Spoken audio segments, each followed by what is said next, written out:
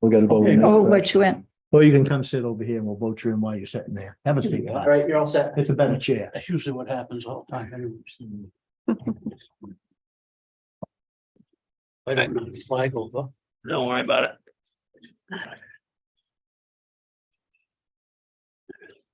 All right, we're gonna open this planning board meeting of April 11th, 2023. Join me in the pledge of allegiance, please. Pledge allegiance to the flag of the United States of America, to the republic for which it stands, one nation, under God, indivisible, with liberty and justice for all.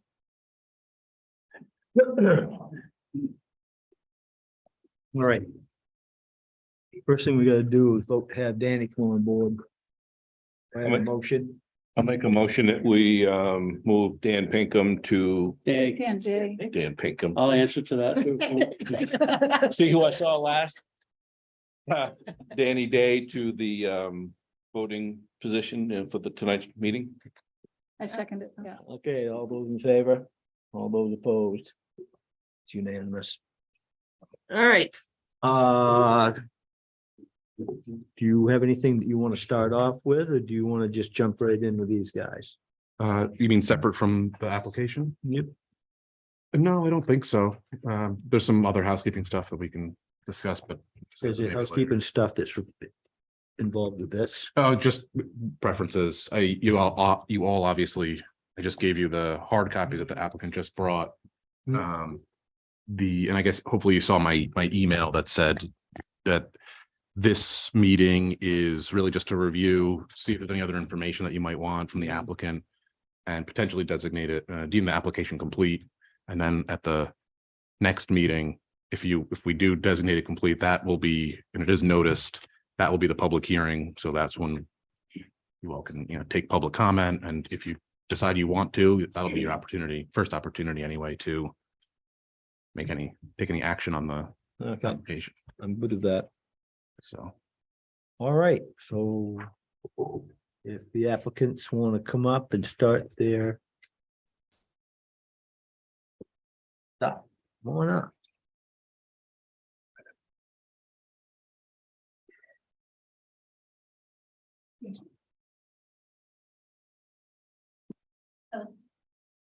Not sure if it's working.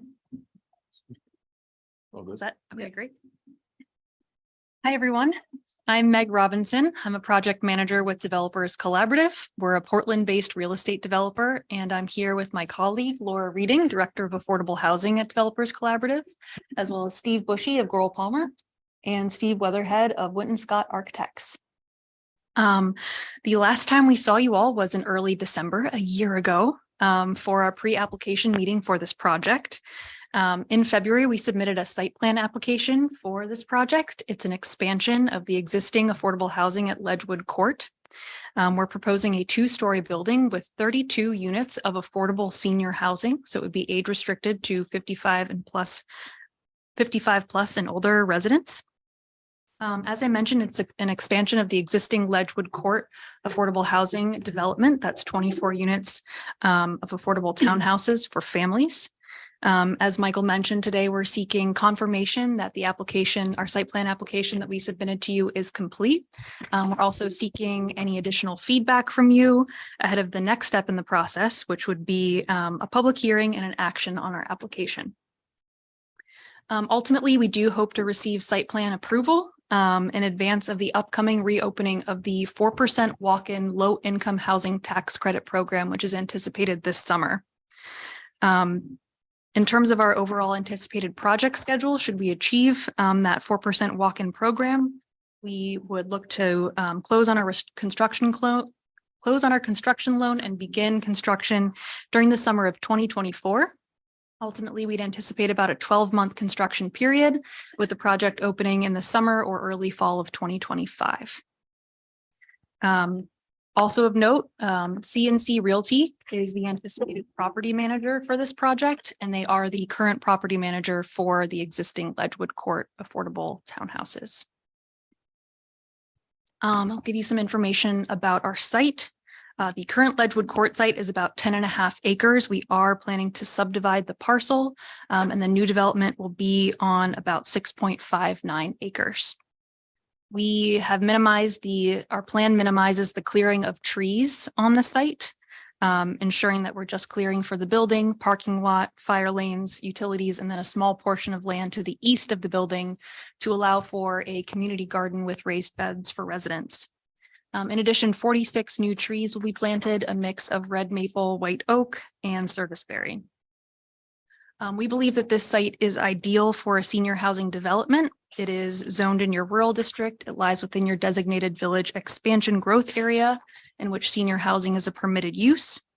It's a 3-minute drive to Walgreens, your local library, and the Hannaford. Taxi services are also available to residents through Twin Village Taxi. We've also heard from seniors at our other affordable senior housing developments that ride sharing is very common for those who no longer drive themselves. There are also senior services located within a 6-minute drive. Spectrum Generations has a regional Lincoln County office, again, about a 6-minute drive away, that offers programming to seniors at that regional center. Coming back to the actual development itself, 32 units, all 1 bedroom. Again, age restricted to seniors 55 plus. 4 of those units will be fully ADA accessible. In terms of amenities offered, we have planned for a community room on the ground floor that will open up to a back patio outside. On the upper floor, we have a lounge that's right next to laundry for residents, and that also has a back porch, back deck that opens up and looks over that outdoor patio space. As mentioned earlier, on the eastern side of the building, we're proposing a community garden for residents with raised beds. And we also have landscaping and a sort of community seating area at the front of the building as well, the covered entrance. In terms of parking, in alignment with the requirements for senior housing, we're proposing 33 parking spaces. At least 6 of those will be ADA and potentially up to 12, depending on need for the residents in the building. The overall goal of this project is to provide safe, clean, and affordable housing for seniors who currently live in Damariscotta and the surrounding area who are currently cost burdened.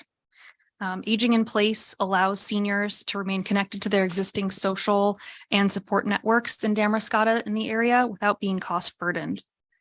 And in terms of the scale of need for affordable housing in this area, just to give you some quick data from Maine Housing, the latest data they have is from 2020 for Lincoln County.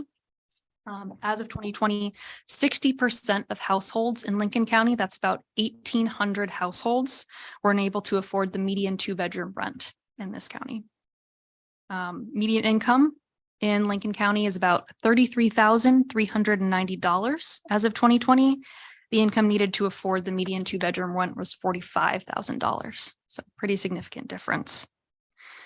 Looking at what Maine Housing has in terms of the total number of affordable units available in Lincoln County, there are 421 units. 222 of those are age restricted for seniors. And note, for example, that we have a waiting list at the existing Ledgewood Court and several other of those units as well. So that doesn't show just, what's currently available. To wrap up, just want to talk a little bit about affordability. Housing affordability is defined as spending no more than 30% of your income on housing expenses. All of our proposed units, all 32, are affordable for incomes at 60% of area median income in Lincoln County. That's translated to about, in 2022 dollars, $906 per month for our 1-bedroom apartments. Building affordable housing is not easy, especially in this day and age where there are high and rising construction costs. So the feasibility of affordable housing developments often is dependent on funding to bridge the gap between the expensive cost of development and keeping rents affordable.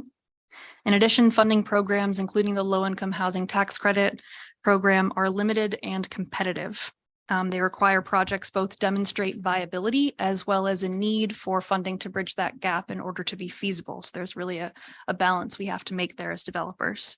Scoring of projects is often based on various criteria as well, including that the project is integrated with the community, supports community efforts regarding affordable housing, and addresses a demonstrated need. In this case, this project is responsive to Damariscotta's comprehensive plan from 2014 to increase the diversity of housing in the area, and in particular, allow retirees to age in place in Damariscotta.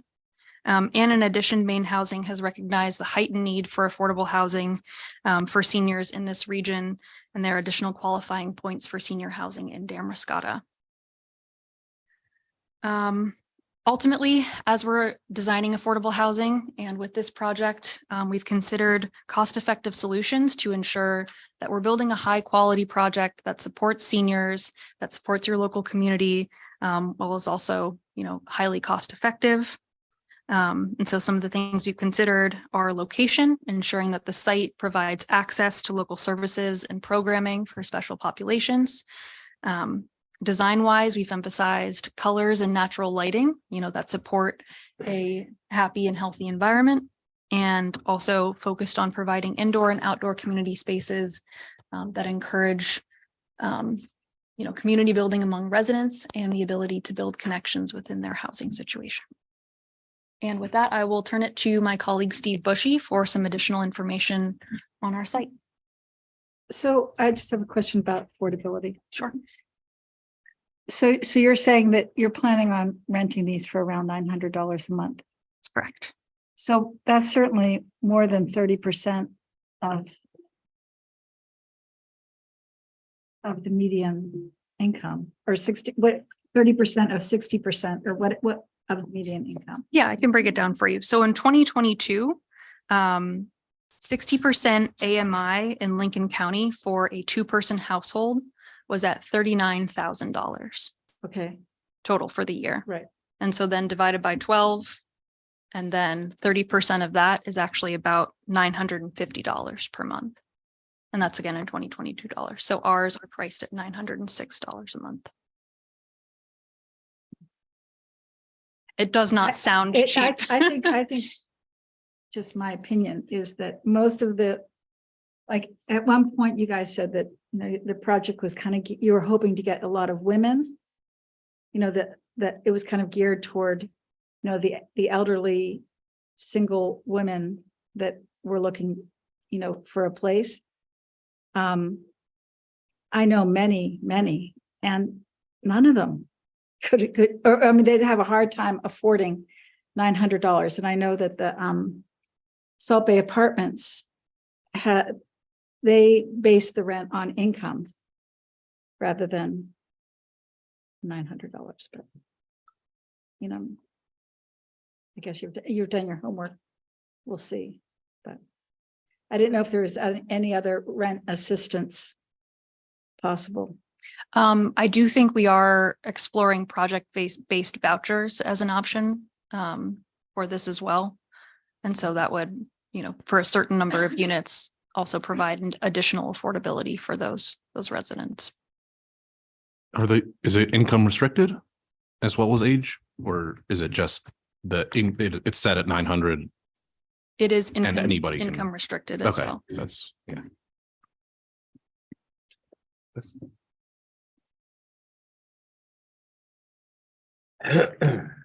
Thank you. Steve Bushy, Goral Palmer Consulting Engineers. Many of you saw me at the site walk, so I appreciate that.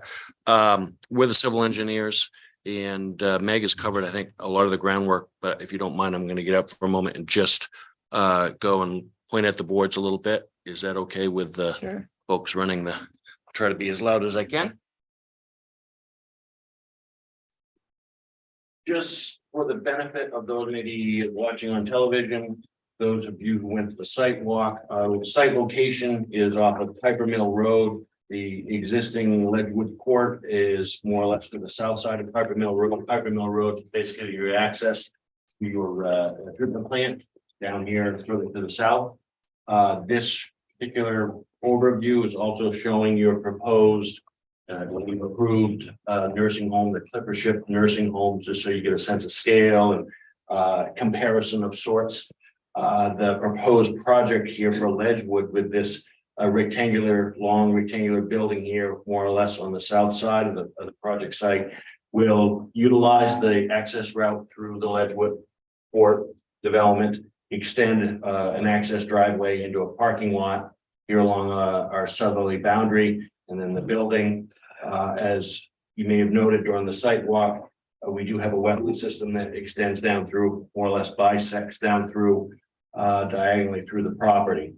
10-acre property. Meg mentioned the idea of dividing just into 2 lots, so not necessarily meeting the subdivision requirements, but it is a division. It's more or less predicated on the fact of different financing for these 2 building groups here. This is an older one, and obviously new financing going into place to build a new project. We did look and review and make sure that the 2 lots that might be created here would be compliant, standing each on their own relative to lot dimensional standards, frontages, and so forth. The key parameter being lot and residential net density. Both of these are achieving that. I just have so you're subdividing the lot. Are there going to be separate owners for the lots? I'll allow Megan Moore to reply to that. Basically, yes, because there's different financing in place. Okay, but the same manager, the same Correct. people operating it, but Yes. 2 different owners. Okay. I wasn't clear on that. So here's the site plan, the 10-acre area. Tried to graphically with colors depict where we're clearing in this area here. The majority of this lot area, so the lot being proposed 6.6 acres roughly for the new 32 unit development. And then roughly 4 acres for the existing Ledgewood piece. Both have lots of frontage and so forth. And again, meet all of the dimensional standards. This site with the building will benefit from existing utilities that are in the proximity here. The Ledgewood Court has, for example, going down the list of the utilities, water line comes up Piper Mill Road, branches into Ledgewood, and then we'll branch off of that. So this building will be a fully sprinklered building and with domestic and fire supply water line. We have a sanitary sewer system today that is at the Ledgewood Court with a pump station. We'll discharge down to that pump station and then have the force main that continues to go over to Piper Mill Road and up to the treatment plant. That will be improved a little bit on the site where our parking lot is going. We've also talked with Leanne, the Salt Bay sanitary person, with respect to a couple of the comments that she has made to us. And that was how the force main connects to a chamber at the treatment plant. Her primary concern right now is 2 projects, the Clipper Ship project and our project with 2 force mains. And what we've agreed upon is that there's going to be a new manhole structure up on the treatment plant that would take both of those force mains. And then there would only be a single connection to what she's calling a grit chamber effectively. So the discharges that go to the treatment plant go into that grit chamber. That's working out nicely. I think we'll be good with all of that. Power will come in off of the overhead power line. Currently, we're contemplating the power will come in overhead down through a open corridor that already exists today, because that's where the force main is, and then go to a ground mount transformer underground into the building. We'll have a generator, since there is a elevator in this building for emergency, and that generator will also be used to power the pump station. There's currently no emergency generator for that pump station, and this is a bit of an upgrade. Good to have a pump station on backup power. So that's a new pump station, right? No, we're using the existing pump station. Okay. Meg made mention of the raised garden beds here, more or less to the east side, back side of the property. By and large, when you're traveling up and down Piper Mill Road, this project's going to be pretty much invisible. We're not cutting any of the trees or so forth on the frontage for quite a depth. You're looking at the dimension here from the building to the right-of-way line, 334 feet, so quite a distance there. So I just have a question. You know, the bump out that's light green, this area. Is that like a filter? Is that part of the drainage? Yeah, that's part of our drainage system, and I'm gonna get to that in a moment. That's our stormwater management system, a part of it. But it's not gonna, well, okay, I'll let you get to it. So site plan wise, 33 parking spaces, 6 handicap shown today with the ability to expand this. I think to a total of 12 potentially, depending on how many ADA or maybe in the building. So that's good there. Main entrance on the south side of the building. See, we'll talk about that a little bit more in a moment. The little patio area that Meg made mention of for outside usage. What we're proposing on the north side of the building for fire department access will be what we're defining as a grass paved area. Grass paved is a trademark name for a product that basically you put out. It's not asphalt, but it more or less acts like it, and you can grow grass in it. So it'll be basically green, but it'll support a fire truck. And use it fairly So common it's like a for plastic structure. plastic that goes in the ground, put topsoil over it, grows grass, yet will support the weight of a fire truck. So that'll be a maintained area here, certainly to allow for the passage of an emergency vehicle if necessary. We're extending the sidewalk here from the front of the building. I'm calling this the front of the building near the parking lot. Extend that sidewalk into Ledgewood. There are sidewalks today for connectivity. Unfortunately, not much more going on in Piper Mill Road. I'm not sure what the plans are for that in the future There's gonna be a sidewalk going in there. because of the partnership. Yeah, so that, let's suppose, beneficial for all. Well, extend your sidewalk right up Piper Mill Road might be an advantage to your people. Right.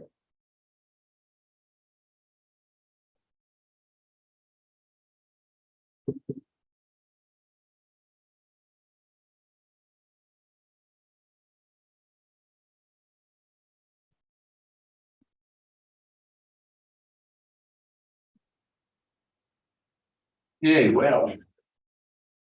Thought I brought a grading plan, but maybe I didn't. Which gives I'm gonna have to. Wait a minute. You do have in your packet, so you brought up today, the full flight plans. We all had those. Yeah, we- 11x7. Yeah, these, and we also have the 24 by 36. Okay. If you want a hard copy, I can grab that. Yeah, I'm good. So, I'm gonna get the screen just for a moment, but if you want to talk about the grant. So hard surface, traditional tech base in the throat for collecting water runoff here from the parking lot area. The front lawn area goes around the building. We have a large under drain soil filter here, basically during dry periods. More often than not, it's just going to be a maintained lawn area. We'll fill up with water during the course of a rainfall. My sense is going to have a pretty good rainfall, a couple inches of rainfall for that to have any water, standing water in it. That standing water will be there for 24 to 48 hours and so forth. It's basically a soil filter. So the bottom of it is a designed soil material, 18 inches thick. Water percolates down through, gives some treatment, then gets collected in the under drain system, and then just outfalls into the woods. We have a smaller, similar system over here. So the objective is the overall system. We have to capture nearly all of the rainfall runoff coming off of our roofs, our hard surfaces, sidewalks, parking lot, and so forth. Goes through these two systems, then it outfalls Just into the woods. just off into the woods, where we normally go anyway. The drainage basically goes, as I said, diagonally out towards Piper Mill Road. That's what. And it's curious, going back 20 years ago, when they did the first Ledgewood Court apartments, everything's controlled and ultimately goes down to a culvert underneath Piper Mill Road there. Concrete pipe goes underneath the road. Interestingly enough, this project did get a DEP permit in 2004 or so, I think, when Ledgewood was constructed. The standards were a little different in DEP at that time, and I'm not sure what they were here locally. But they made the case well enough, since I've done this for 30 years, about not having to do any controls for water management back in that time frame. For Ledgewood. 20 years ago. For Ledgewood, yeah. So it just runs off anywhere. Just runs off, and they made the case that there weren't any issues. And even the DEP, surprisingly, when I got all the records and pulled the files from the department and looked at it, well, wow, that's an interesting. I've done that approach myself. I wouldn't have thought it would have been necessarily something would have done on this site. I would have thought, because the standards were you may have had to do stormwater management, i.e. control detention basins or flood control of some sort back in the day. That was 25 years ago, 20 years ago. That's not the current standards, and your local standards also are, I'm presuming now, somewhat different because you have a flood control, quantity control standard in your regulations. So our current design with our two basins here and here provide two things for stormwater management that both meet, in our view, the DEP's standards, and then the local standard. Your local standard is really a flood control standard, not a water quality treatment standard, but we meet them both with our systems and what they're doing. And what we did was analyze the flow going to that culvert so that we're not increasing, we're actually decreasing water going to the culvert, which is basically the standard that you're obliged to meet. And so that's how we've designed systems for this size site. I'm trying to figure out like what this is going to look like. I mean, all these contour lines, I mean, is it going to be this deep? No, this is only 3 or 4 feet, not even 4, 3 feet deep. And the water level in it, even on a peak storm, something about 2 inches, which is maybe happens once a year or so. That'll fill up about 1.5 feet, and that's it. And it'll only have about 1.5 feet of water in it for maybe a day or two.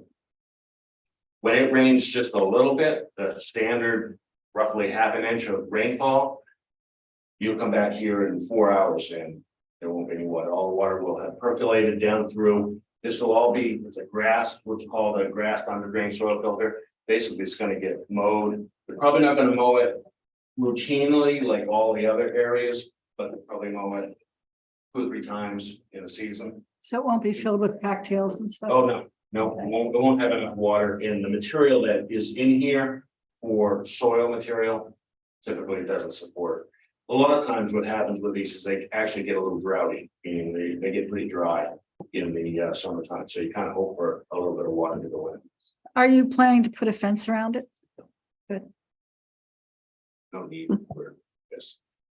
These filters are not, and I think they had been a statement, or maybe it was Isabel previously mentioned that there was discussions and concerns on the board's part about ponds per se. Don't do a wet pond. So that's not, we don't need to do a wet pond.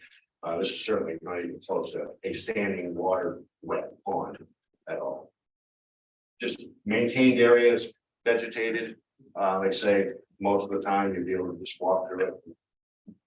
We'll get them. So does it have steep edges? I mean, No, these are all at 3 to 1. The backside here on the outside, look to the wetland, is a 2 to 1 slope. So that'll be a little steep, but it's on the outside of it. Everything else is a 3 to 1, which is pretty, you can ride a flow over. so it kind of intrudes into the wetland area, right? Just a little bit here and here.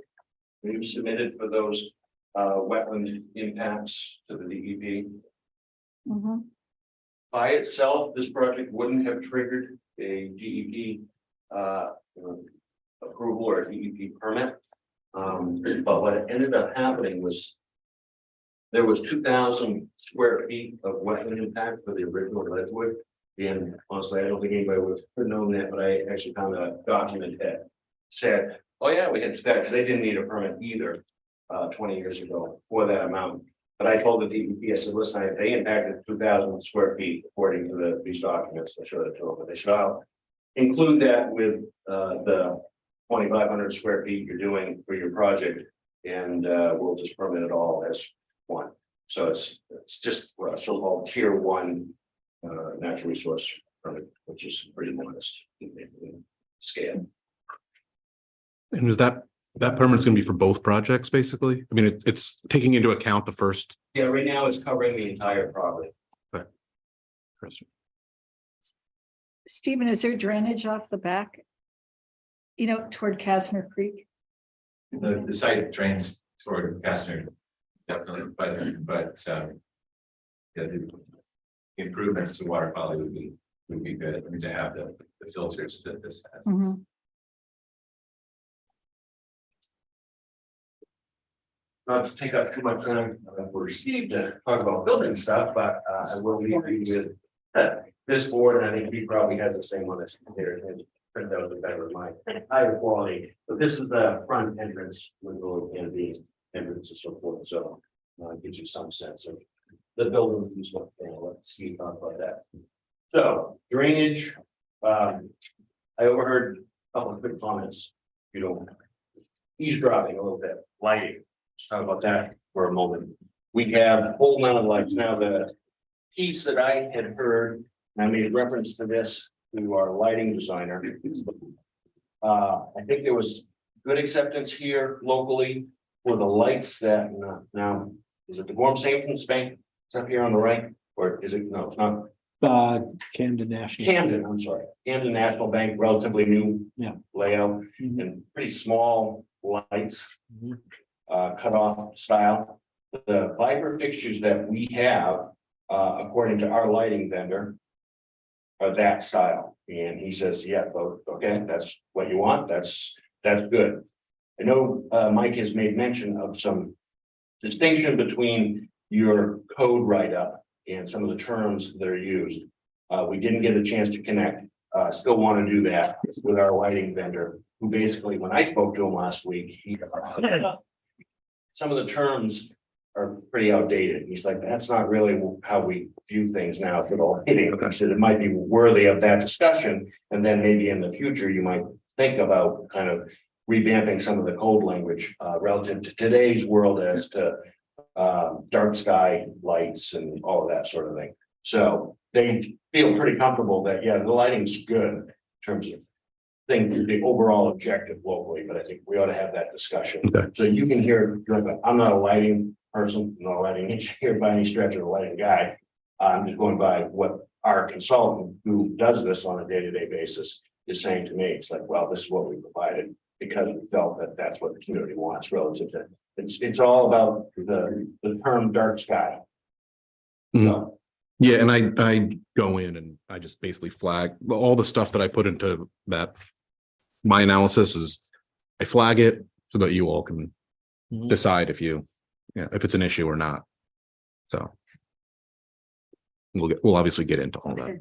you'll see in the packages, some of those cuts. And that lighting cut for that, I think is the Viper. I mean, it's a really small lighting fixture. And it's not very high off the ground. And it's just amazing to think that back in the day, you had a big old Cobra head or something like that. You needed to get lighting coverage. And now all of a sudden you have this little thing that's not even 6 or 8 inches across barely and gives you adequate lighting. So happy to continue to have that discussion. I think once you have a phone call here with our lighting people, that might help clear up things like, okay, I'm really comfortable with that light. I wish I could offer you more specifically other than what we've given in the package, but in layman's terms, that's what I can kind of give to you. Mhm. Yeah, and so I think some of them are kind of like the code says 3.5 foot height limit for a bollard, and I guess you're proposing 42 inches, which is more than that 36 and 30.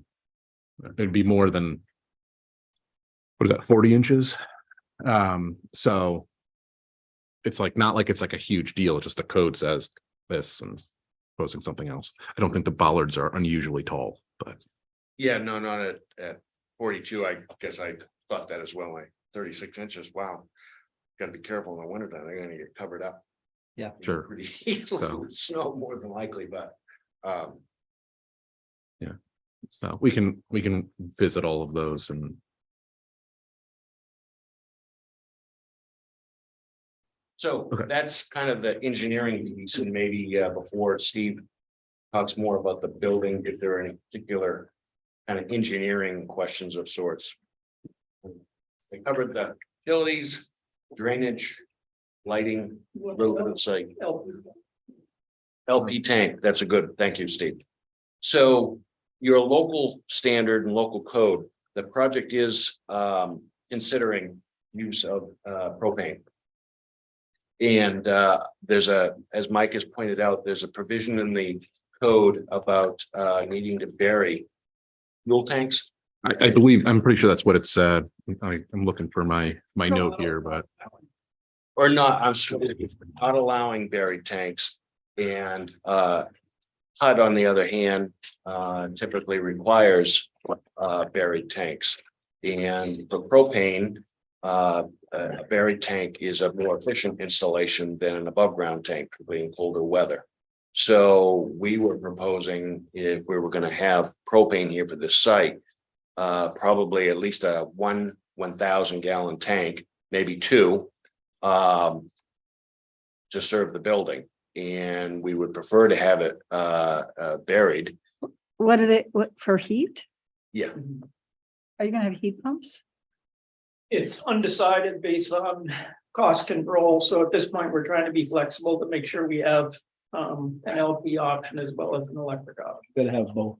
You gotta have backup. Yeah, I know. So to the point of, I guess that's something to talk about, and if it is a waiverable piece relative to code provision, we would certainly look and ask for a waiver.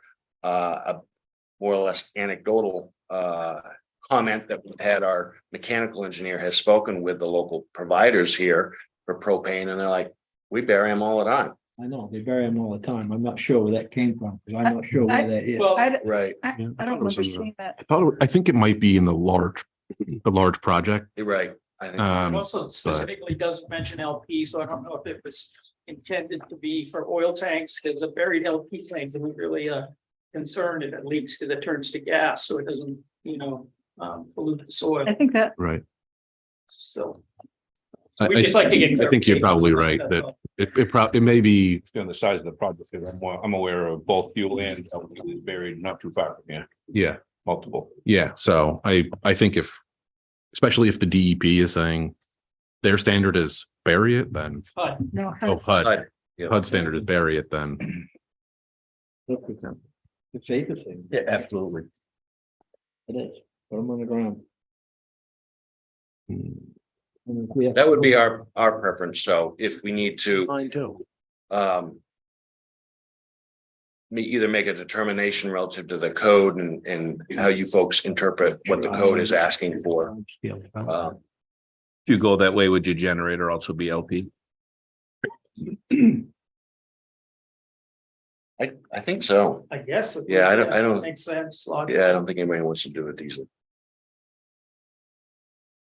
And then one final thing is a waiver request that I had, provided, follow-up letter from Mike. He raised the issue about a code provision, also for a large-scale project that requires basically a 30-foot rear yard setback for, parking from a rear property line.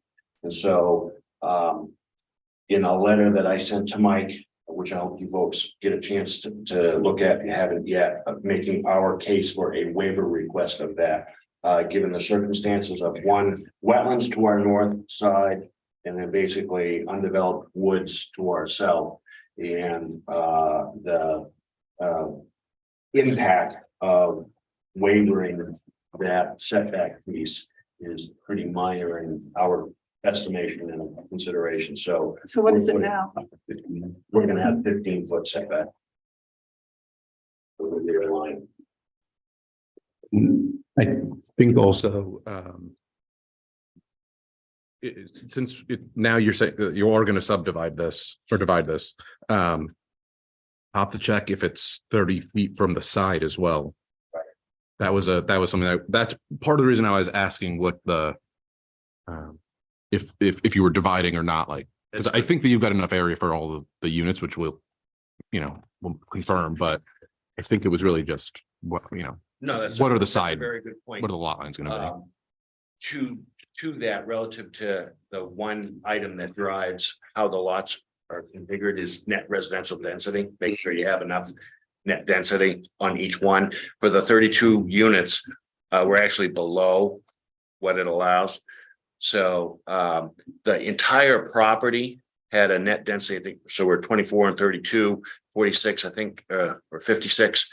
We had a net density of 61 that was allowed on the property, but we're not achieving that because you also have a restriction. You can only put 32 units in the building. That's a large number of units per your code. So that's how we ended up there. So we did have, that gives us some flexibility if this setback issue needs to modify the line split a little bit. That's not an issue. Is that wetland that tight on the north side that you can't get 15 feet to meet that boundary in the back? Yeah, it's right there. It's pretty close. Yeah, with our grading, if that grading plan could be brought back up. Really a little bit. So we're right into it here. Here, and then a little bit of it right there. So we're just butting up against the edge of the wetland with our grading limits. Given the fact that we have the fire access lane on that north side as well, so. Little tight all the way around to avoid that wetland, any greater wetland. Could you move the kind of shift everything 15 or possibly 30 feet east? Because I'm just looking at, it looks like there's no wetland issues to the east of the whole project. And yeah, bring this further over. Yeah. I'm just, if the setback is an issue with that for the side lot line, that's what I'm wondering if you could move everything. You can also move the boundary. That's true. I'm sorry, say that. They'd rather move the building than move the boundary. Right, that's where I was going with that, Okay. that we have that flexibility to do Oh, that. gotcha. You take, jog that boundary over that way, then top boundary over a little bit that way and just Right, maintain the same amount of land. certainly on this side piece. Yeah. We won't get away from it on the rear, but right now, preference is to stay as is and ask for the waiver consideration here for this area, knowing what's kind of going on with everything else. I don't know, that's what it's, yeah.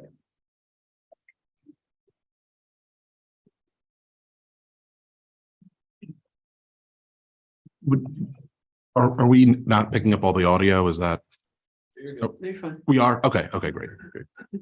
So let's have Steve talk a little bit. Probably tired here. Any talk? I will try to keep it brief.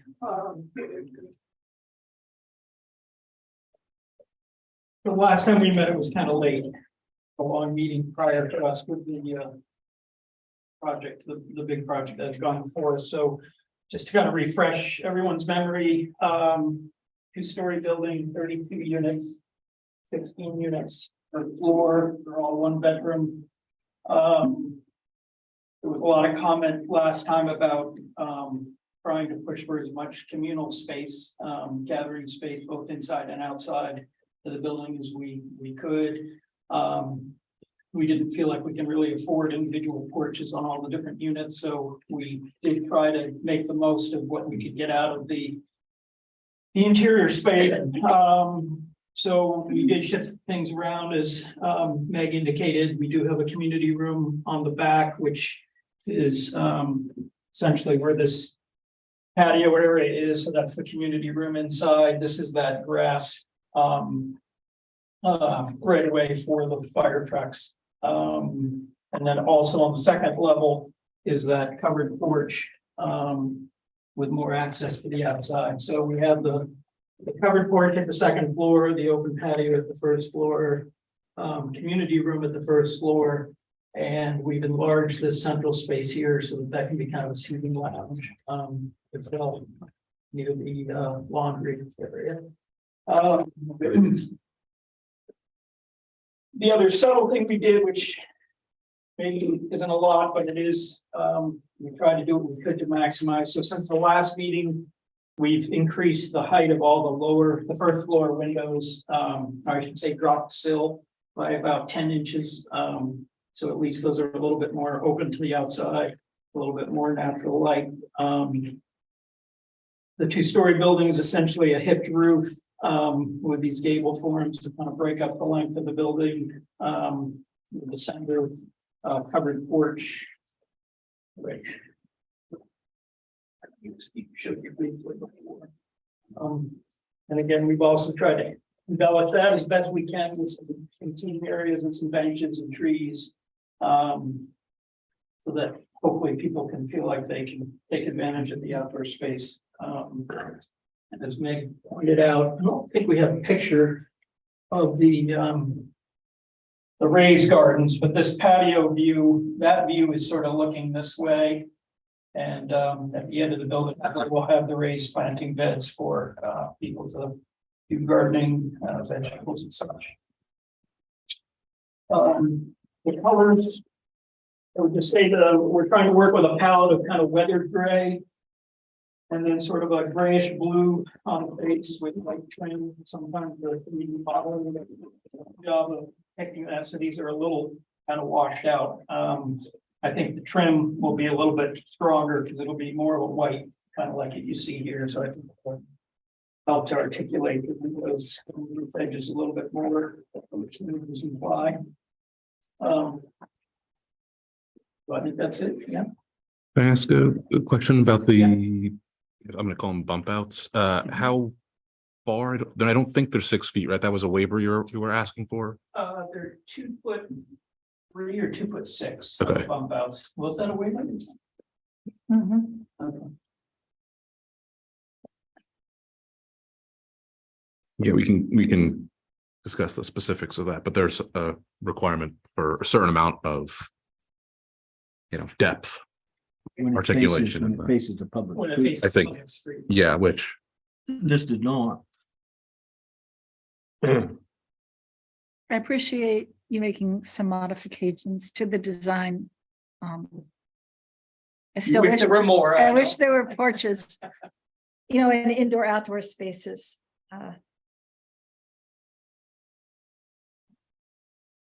I think the covered porch is actually a nice thing just because. Yeah, I think the covered porch is was a good idea. Raining in the sun. So did you take away some of the indoor space to create that or? Well, I don't know if you remember, but I actually had a big notch in the building, where we thought we might hide some mechanical equipment. And as we talked that through, we thought, well, that is an opportunity to gain that space for something for the residents instead of just a, place for the equipment. So once we sort out what we're doing, mechanically, we may end up with some, if we do go with heat pumps, we'd have some of the units on the ground probably. But I think it's really a cost, issue of trying to determine what is going to be the most cost effective system. That may very well be propane. Mhm. It would be a hot water system. I'm not sure if this is a fire department thing, but on your drawing that you have over here with the patio, you have this really nice paved fire lane and then 3/4 of it is taken up by that patio. Right. I would have to imagine that's gonna be a concern of the fire chief of getting equipment around there if that's Right. Without smashing. without having the to, planters. someone out there to move stuff and whatnot to get around there. So, Right. Do you I mean would- this right here, this? no, you look at the other blue one, Jenny, or in your little package Right, towards the right. back. Okay, It shows a defined yeah. 20-foot fire lane and then The short grass here is that lane. So this does project out into it. Yeah, I don't know. Do you know what we have for clearance on the lane? We're probably at the minimum with. 20-foot, it says. Yeah, we have 20 feet. And so I had considered when we saw that, or when I laid it out, that, yeah, we're gonna have to make it so that we don't have anything that's put into that area where the trucks could pass, because I thought it was a little too narrow for a truck to go out and around that patio area. So I don't think there's an issue with respect to a vehicle going over the patio, because that's just no different per se, but we don't have anything in the way, certainly anything that's fixed. That the department can't move otherwise, so. I wondered if we could make it sort of shallower and longer We're right, we could do that, certainly, right. and basically maybe extend it to where these bump outs are, and sort of go from here to here. And then. And shrink it a little in, bit, yeah. So that, because it's gonna be, right, it's gonna be hard to control. We can say, don't put anything there, but Recognize that our picture here is Right. kind of a pretty picture to give you some sense of what we're trying to program on the space, but I think we need to have I a. mean, it'd be nice to have a shade on it, to have a cover on it, like another covered porch along the length of that, where people could sit and not in the sun. I mean, if you're elderly people, you're not gonna want to just be out on a bare patio. it is the north side.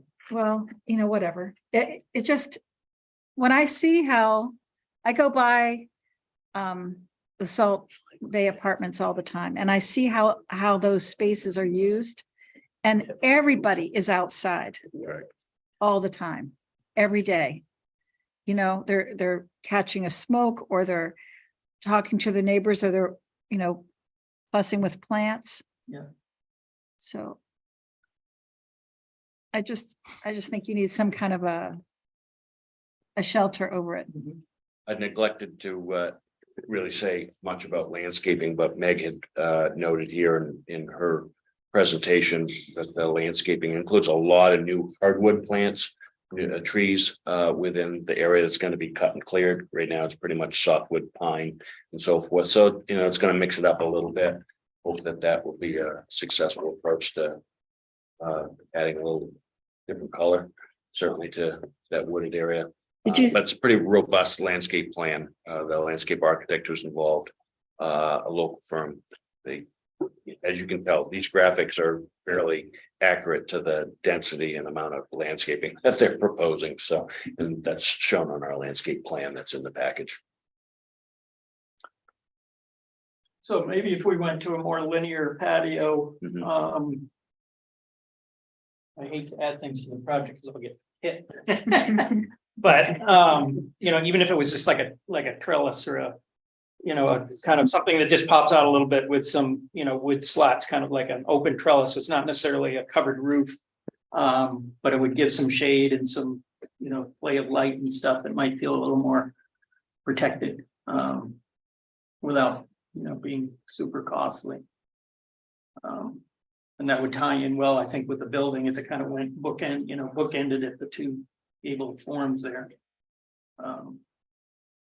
Is there an issue with maybe doing something like that on the front? Because I noticed that there's a good amount of space and it is landscaped, but Yeah. Yeah, that's a it's- little tiny.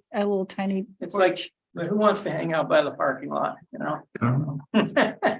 I thought we struck a decent balance there of have it feel welcoming and sort of generous with benches and some trees and things, but I'm not sure it would be a gathering space right near the front door necessarily, but It was a design change that we did. We had parking that kind of extended along the whole length of it, and I got looking at it and realized, so that is the main entrance. I Oh, don't, yeah, so so why are we gonna have parking on both sides of it? Let's kind of just pull the parking away a little bit, so that at least from the entrance easterly. And people walking out to go to the transition. garden or what have you, weren't necessarily feeling like they were right next to the cars parked. So that was the subtle, that's kind of reflected in that image there that you see, just, you've got benches.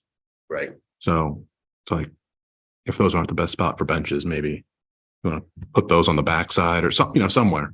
I think what's that? Add more benches, Yeah.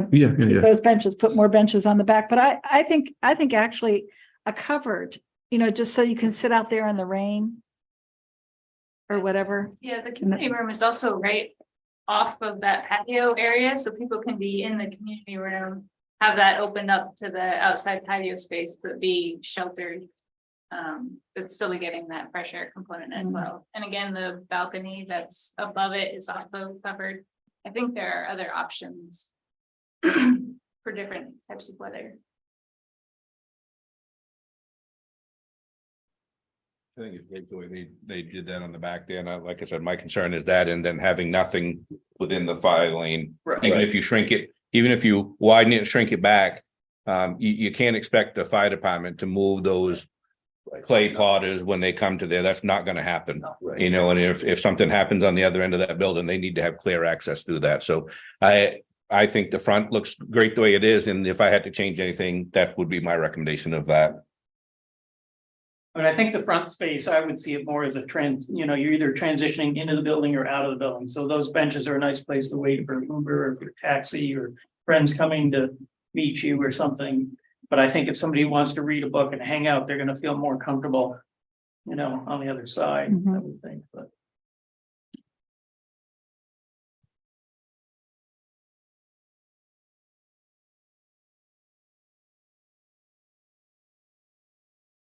Even the Spurwink Apartments around the corner from Hannaford's, you know, they have a couple of porches. $900 rent. It's Three, all right. $400 rent. Yeah, when was it built? Well, they're for disabled and they're all ADA Probably apartments. different funding, And they're all income based and everybody who's in there is on disability. So it's, you know, Whole different cat. a different thing. Your 11 by 17 handouts here in color towards the end of them, they had some imagery as well. I think that relates to some of your other locations that they wanted to just reflect as to some of the things, how they go about providing with programming and Yeah, what's it look like.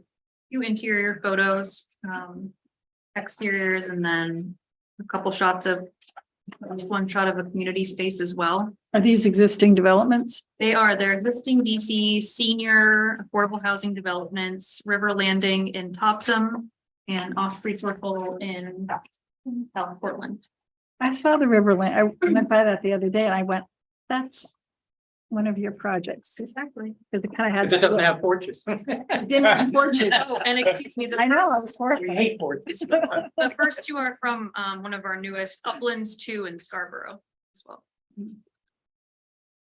That's this kitchen and bathroom. Yeah, kitchen and bathroom, and then on the second slide, bottom left. Yeah. The bedroom or living room.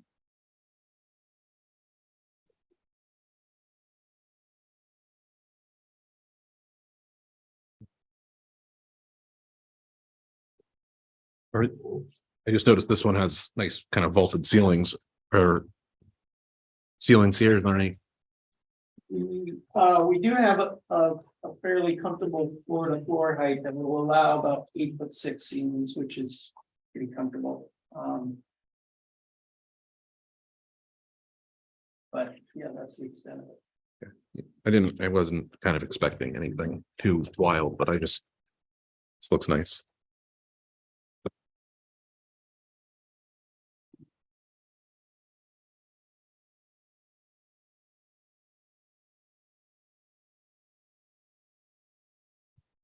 Do you all have anything else? Or is that I think at least everything that I you think kind of that's prepared? where we're at. Happy to answer any other questions. If you have any other paths of discussion. I'm sorry. I saw there was a waiver for something having to do with the parking lot. You know, That's that 30. That was the 30-foot setback. The setback. but I thought it was also like islands for. Yeah, landscaping. Of parking spaces, you know what I mean? You have to have some kind of a thing, Separation. yeah. You know? And if this is an issue where I don't know if it's especially clear. So it's the kind of thing where they may be meeting it, but they may not. And I'd this have is, to I look think at the it. interpretation is kind of Yeah, up to you. And I can tell you let me see if this is it. Parcels greater than 3 acres, a 30-foot minimum buffer strip. No, that's not it. Lighting intensity, lighting. Oh, each 40 space or traction thereof, parking area shall have landscape accommodate both parking and stormwater management. Curbed landscaped islands shall be sited at the end of each parking aisle and within parking aisles at intervals greater than 1 island per every 20 spaces. So I think you've got what is on the south side. Is that it's like you have about 20 spaces. Right. And so I think it does require, like, the code does require landscaped, I guess, like the islands, but at the ends. So it just was for you all to determine whether or not that standard's met and. Yeah, Well, it's 20 spaces. I mean. So all it's you the gotta end do of is the plant lot. a tree on each end, Basically. so. which we have, and honestly, I'll say my real, just fundamental basis for the parking lot and not putting an island that bumps out into it is thinking about the snow plowing in the winter time I, and having somebody curse me out saying, "Ah, to construct an island in there. It would be gone. No. I understand. No, yeah, no, it's, and I don't think you want to like take a parking spot or anything away. I'm just Right, just. curved landscape island shall be sited at the end of each parking aisle and within, which I know we're not really interested in. One island per 20 spaces, islands at the end of aisle shall be counted towards meeting this requirement. Each required landscape island shall be a minimum of 360 square feet of landscaped area. The reason I partially flagged this is like, are we counting forested, undisturbed areas at landscaped, or do you want, is it Right. something that's more, flowers or I don't know, whatever it is. So the landscaper had, he's got basically, I think it's, I can't read it here very well, but oak trees planted on each end of it. And then he had some, he's got trees on either side here of the building as well. But that was how he had interpreted it as well. I said, all right, that's what we're gonna have. for Like the landscaping to me. I saw that the Maliseet tribes, is it Maliseet? That had put in a plea for more black ash. In the application. Yeah, so that is a pretty standard response. So you have to notify the tribes, all of them, when you have any sort of wetland impact here in the state. That's just mandatory. Because it's mostly about historic resources for them, but the Maliseets are interesting in that they always reply now about anytime you can plan anything. To include black ash. They want black ash. Now it's just. I'm just saying this is the first time that I've seen any response from the tribes to one of our projects. So I don't know why we haven't ever, because this is certainly traditional Abenaki land or Wabanaki land. Yeah, they're the Penobscots and the Passamaquoddy don't as routinely reply. Yeah, for this one, I can say they didn't reply because it just didn't reach a scale for them to have much interest. The projects where I've had those tribes reply have typically involved something closer to a major river and something that would have more wetland impact. It's typically when they've shown any interest, but now they So always they reply. say they have seedlings available of black ash. I mean, maybe on the other side of the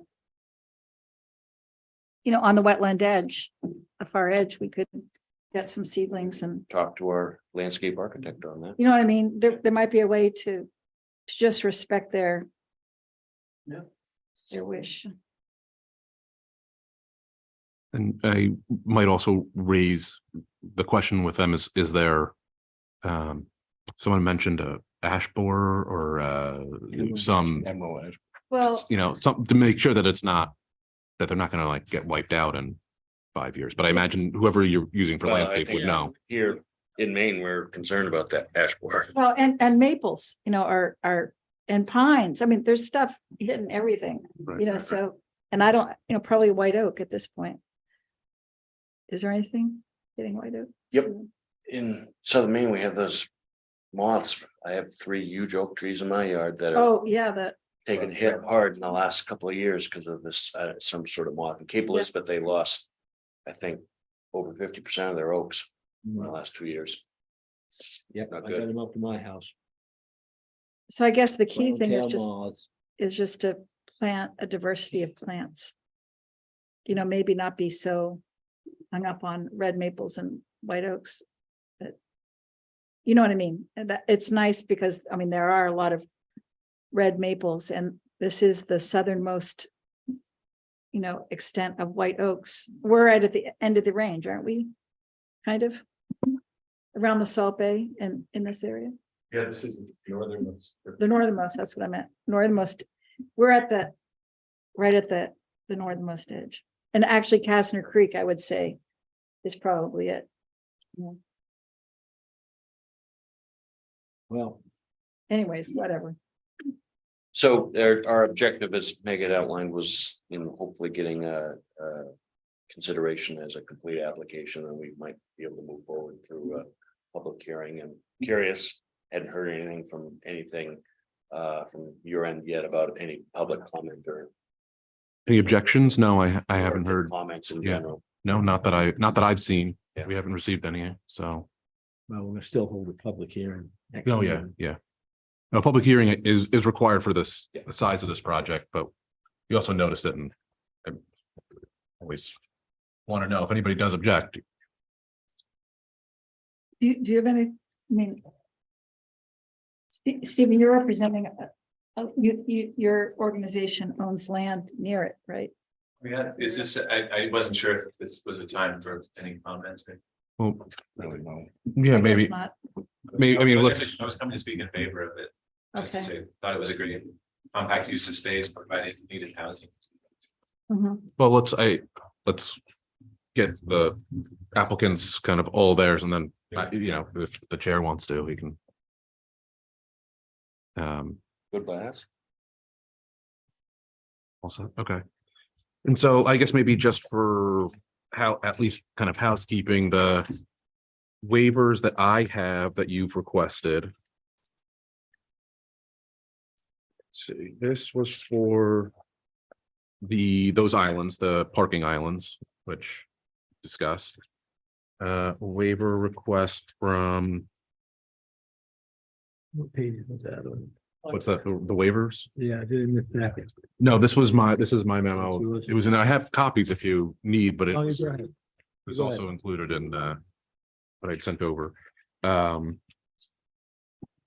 requested a waiver for I guess the articulation 6 feet, but it sounds like maybe that might not be necessary because it doesn't face a public street. Yep, it does not. No. I got a waiver here. Sidewalks internal to the development to be no less than 8 feet. I guess you're proposing 5, 6 feet? Sidewalks internal. Yeah, I know. I can't remember. You can't read it, that's. I think it was 6 feet. It says Yeah, it six. says 6 It's foot, six. sorry. Yeah. 6 foot sidewalk is proposed. So that's one waiver we were requesting Another waiver that the sidewalks not extend around the perimeter. along public streets was the other, which I'll let you decide if you think that's appropriate. And I think that's all of them except for the propane, which may not be a waiver, it may be a, Boundary. The 30 foot. oh, yeah. Where was that? Why don't I have that?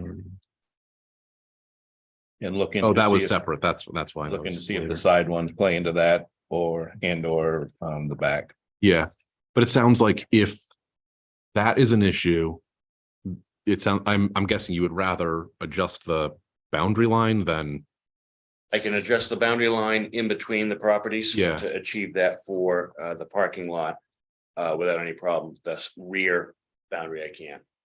right, yeah, That's- yes, because That's a that's, fixed boundary. and that's, yeah, I don't know if you want to kind of think it over and if you have a preference on it. That's not something we need to discuss now, then. You don't have to, I mean, you can, it's. So, Well. Like I say, it's gonna have to go, we need to decide whether their application is complete or not. That's the real step for tonight. If we do not address those waivers tonight, we're gonna have to address them next time. Right. So Mhm. either way. Well, you can deem an application complete without addressing the waivers. As the waivers are just part of the application, right? yeah, The waivers are part of the application. I Yeah. think that probably we should be dealing with those waivers tonight, honestly. Well, what, approving the waivers Either approving or or disapproving them. disapproving?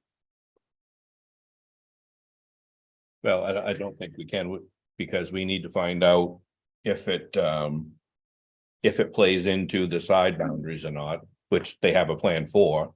But I don't see how we can vote on them tonight if we don't know for sure if they're really issues. Okay, My fear is voting the application complete, knowing that these are pending. Is that gonna hinder us? So no, and actually, you don't have to designate it complete tonight. They can do that kind of first thing at the next meeting. Or whenever we decide we have all of the information that we want. And a lot of boards do that where they're kind of designating an application complete as almost a formality that they kind of do at the beginning of a meeting. And as long as we have and will have noticed for a public hearing, you can have a public hearing the same day that you designate an application complete. So, this is at least an opportunity for you to say, we want some more information on X, Y, or Z. And then they'll have a list of, this is the rest of the information that we want. But yeah, you don't, you're really not obligated to do anything. Except maybe say, here's some information that we do want. Have the abutting landowners been notified through certified mail and the whole 9 yards? Yeah. And no one's had issues with that? Did they know that you were going to be 50, not meeting the regulation of that setback when they received that? Those details are not in there. Not sure if I have That's it, my but- biggest fear with that property line right there of having that setback not met, and then this person not knowing that wasn't gonna be met. Right. And So what we've Good point, Neil. Yeah, but what we've done is we sent out notice that there was an application for site plan approval for the site, which is essentially what, is kind of standard. And the same thing went to the newspaper. So the whole town would kind of get it, or anybody that gets that newspaper. So that went out and it basically just said, it's happening. If 15 days, and all of the technical stuff, and that we would consider it for completion tonight. Public hearing is next week, but Next month. yeah, that's sorry. Yes, at the next meeting, Mhm. May 1st. So usually we don't really include those kind of details in the public notice, but no, I get that. No, but that's my whole point of that. And just that we've run into these setback things before and it's come back to bite us. And I'm just not a big fan of that one on this particular. yeah. And I would say that approval of any granting of any waivers and everything would be kind of all part of that final vote of, yes, we approve it with conditions, or we reject it. So you certainly don't have to approve anything, any grant any waivers tonight. What's up? She contacted the person. Supposedly sent a certified letter saying that this is Yeah, but happening. it's not mentioned in there. No, it's not. I mean, that a butter will not know about this unless somebody makes a reply to him or her. Won't know that the setback is being encroached upon. Correct. Right. No, and that's true. But I guess to send a letter to every property owner when somebody comes and requests a waiver that may affect the setback for their property line could be a lot. And I mean, you're certainly not under any obligation to grant a waiver, right? I mean, that's the code says that it needs to be 30 feet. If you say it needs to be 30 feet. Well, then- at a public hearing, you would hope that this person would show up and. Yes, no, absolutely. Full outlet, what we're doing. Yeah. No, and certainly you don't want to hide anything. No, No, that's the whole reason But that we they're do also this. under the impression that there's a 30-foot setback from their property line that we are going to uphold for them. I Yes. think that's, fair. honestly, Neil, Huh? you're right. Yeah. I mean, that's a I mean- pretty dramatic thing. Correct. Changing the width of a sidewalk. Or, Correct. I gotta believe there's 15 feet there somewhere to crowd that building away from that property line. Well, look at this right here. Or, You go to the next page from this one. You look at that, this is just a general. Yeah. Yeah. If you look at that wetland delineation right there, how it comes across, the way the building is. If you move that whole building down there. About 30 feet and then stuck it towards the wetland again, you'd actually would not be disturbing that wetland to any great degree, and you'd gain your distance from that property line, and probably from the other property line to boot. You know what I mean? Yeah, the only cost to that, it would be the roadway. Well. I think there's a lot of it's pretty elevation cheap there. compared- Oh, no, that's what I'm saying. That's the only cost of moving that What? to the east. Isn't there a lot of elevation? No, it's on pretty- that side? It's, there is more, yes, there's gonna be, that it would require more earthwork to move this project down. Okay, and it would.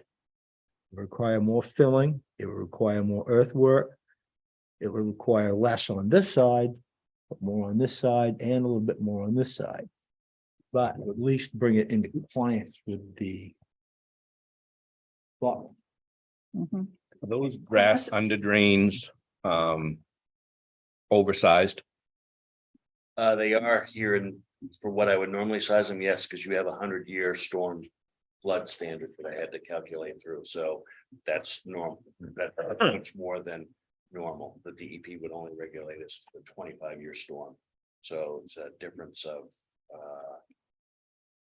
like 5 inches versus 7 or 8 inches of rainfall. 100-year storm is obviously a huge event. you know, the other thing you could do, is just stretch the entire parking system all the way down the front of that building. Or I was thinking if you put some parking like on this side, because people go in the sides too, right? Like, isn't there, there's a There's entrance There's no on that entrance side here. to the near Ledgewood. There's no entrance here. Just the There's no one in the entrance front. here. Oh, I thought there was a, No, I no thought that entrance. there was an Oh, entrance there. Yeah, these are kind of exits. Can you turn that one back around again, the other side? This one? Yep. So the only entrance is at the covered area where the people are standing, right? There's no entrances into any of the units in the front here that you have. Correct. Right, well, that's the main entrance, and then at the ends are the 2 stairwells, which are. You know, usually those would just be locked as exit only. Oh, you can't, okay, they're not accesses. No, So it's pretty, really limited. Access. it's a sprinkler building, it's fine. But like I said, they can change that parking across the front of that thing or move the building down. And that would save that issue with this. Mhm. Steve, moving wetlands in here, too. Does it come around? Didn't know it does. No, it does not. It's all high ground in there. And it does go up slowly, but, and I know that moving the entire project down would create more earthwork. I understand it. Changing the, Can I ask a question in regards to that relationship though with the abutter, and if a discussion is held and the abutter were to feel compelled that, yeah, he wouldn't have an issue with. It's just an interesting piece when I saw the standard as to the setback piece. And the reason we made the request was the location here. I just felt, well, it's all undeveloped around it. We're kind of remote and removed here. And then we have the wetlands as well. But it's interesting because you have a building setback that's only 15 feet. So theoretically, you could have the building within 15 feet, which is different than a parking lot. I grant you that, that's not the same. yeah, But it could be 15 feet. Yeah, we gotta have the parking lot 30 feet away. no, I hear you. So I hear you, but it is what it is. Yeah. I mean, the only thing you could really do is if he could convince this guy and get something in writing from this individual that owns that property, would that change anybody's? We get in hot water when people come back and say, I didn't realize this. Yeah. You don't want to be held up. no, I They have so many weeks to get back here. We've had that happen before. How, And how difficult would it be? Sorry, Danny. How difficult would it be to take the back side of that parking lot and correct? And just add it on to that one and make the front of the building the parking? Yeah, no, I was thinking that would be the very thing. So we have 18-foot depth parking space there. We need 15 more feet. So, all right. Just put the parking on basically the building side of that drive aisle all the way along there and just extend it out a little bit. I mean, we're kind of out there now, needs a little bit more clearing. At the end of the day, that may not be the worst. I'm still inclined to leave no parking right in front of the front door. I'd jump Right. over it a little Well, bit. if it became a single loaded. parking Single loaded, row, yeah, you could probably still push it farther away from the building and still have your 30 feet. 'cause right. Because you're gonna lose 18 feet of parking, right? Is that the minimum amount of parking that's required in the ordinance? 33 spaces for 32 units, knowing that of 32, not everybody in the building's gonna have a car in the first place. Typical for the senior housing is, I don't know, 70%, 80% may have vehicles, so it felt, your standard is one per unit. And so we met the standard, having one extra space, but just knowing how they typically work here, there'll be spaces that are empty here, without too much issue, but I wouldn't want to go too much lower than the 33 since there are 32 units, so I think we just need to find a way to put them on there if, from what I'm hearing, the line of discussion here. And like you said, leave that front entrance so there's not a parking spot there and Yeah. then mimic the left side to the right side. Yeah. And I think you can achieve all the parking and still meet the setback and still have a little room there to spare.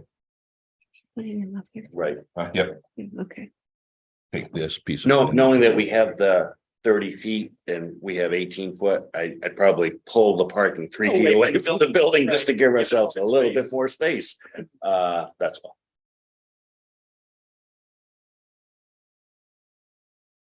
Be more comfortable with that. Either that or slide the whole building project down. Hmm. Either that or slide the whole building project down. Yeah. Yeah, I'm It'd be kinda- a lot I'm- easier to flip that sidewalk than it would be to It move would that whole be. building down. Yeah, I really don't. Move the building at this point in time. I went out and walked around. I saw what you're up against. How do we want to handle? It sounds like you're gonna probably make changes to this plan, Mhm. so, and kind of resubmit them. I don't know what your timeline is like, but we certainly keep the next meeting and review it then, kind of say, do we have all the information, but wouldn't designate it complete right now. No, I wouldn't.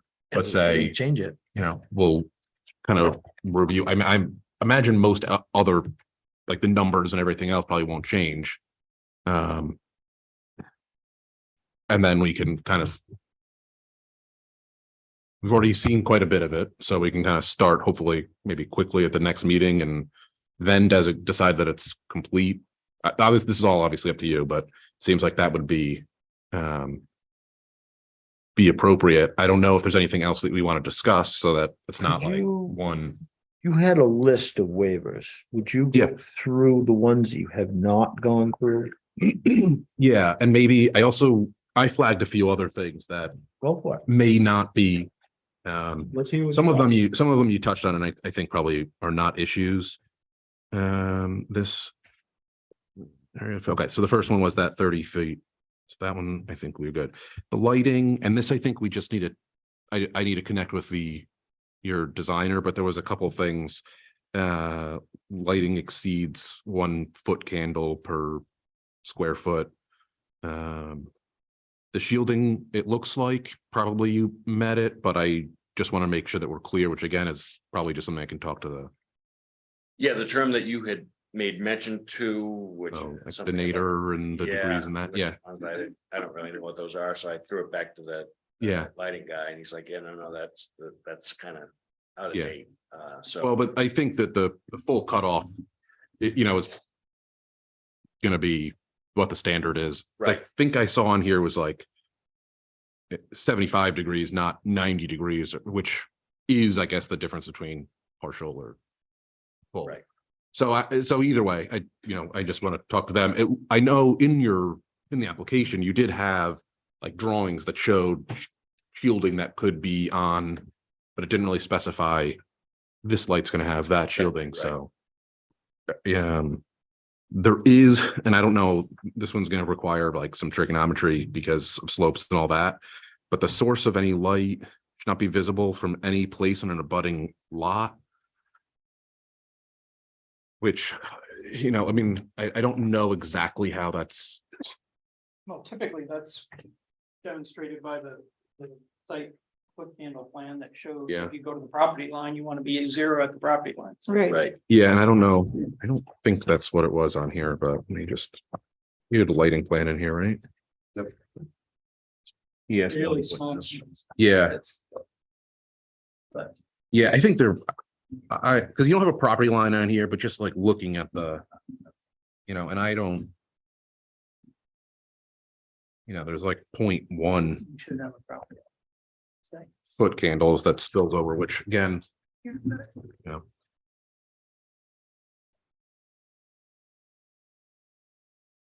Yeah, and Although- if we keep the Gonna help when we change the park. I was just gonna say. parking, yeah, we'll be keeping the light away from the It'll be, boundary. yeah, because I think right now it looks like it's like barely open, so. And if you could impose the property lines onto that lighting schedule, that would be Right. a lot easier to Yeah, we determine. should have that.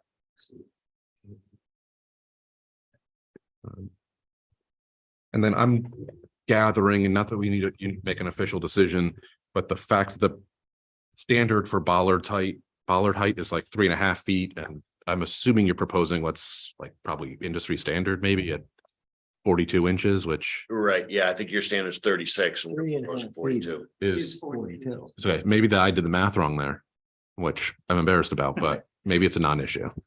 It's not an issue with me if it's 42 inches. Yeah, that's even if it is, It's fine. it's not a problem, but we should at least document that, like, if you want to waive it, then Yeah.